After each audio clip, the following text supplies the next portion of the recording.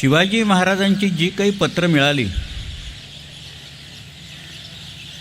त्याची एकूण संख्या जर का आत्ता काढली, खरं म्हणजे शिवाजीराजांची कारकीर्द पहिल्या पत्रापासून ते 80 सालपर्यंत 35-36 वर्षाची कारकीर्द, याच्यात हजारो पत्रं मिळायला पाहिजे होती खरं.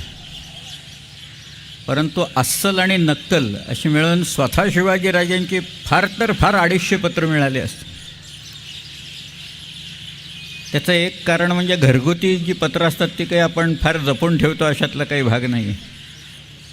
पण जी वतनी पत्रं असतात, कुठं जमीन लावून दिली आहे, कुठं सरकारातनं उत्पन्न लावून दिले आहे, अशी पत्रं लोक धरून बसलेले असतात. ते काही ती पत्रं सोडत नाहीत, कारण ते वंशपरंपरागत चाललेलं असतं, उत्पन्न सरकारमधनं मिळत असतं.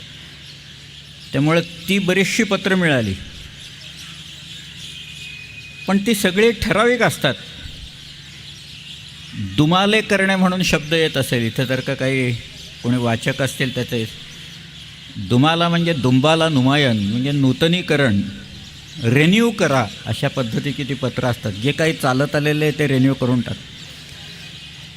पण त्याही अशा धामधुमीच्या सगळ्या काळात शिवाजी महाराजांची स्वतःची एक 50 तरी पत्रं मिळाली असतील की ज्याच्यातनं शिवाजीराजांचा स्वभाव, त्यांची भाषा, त्यांची कृती ही सगळी व्यक्त होती आहे.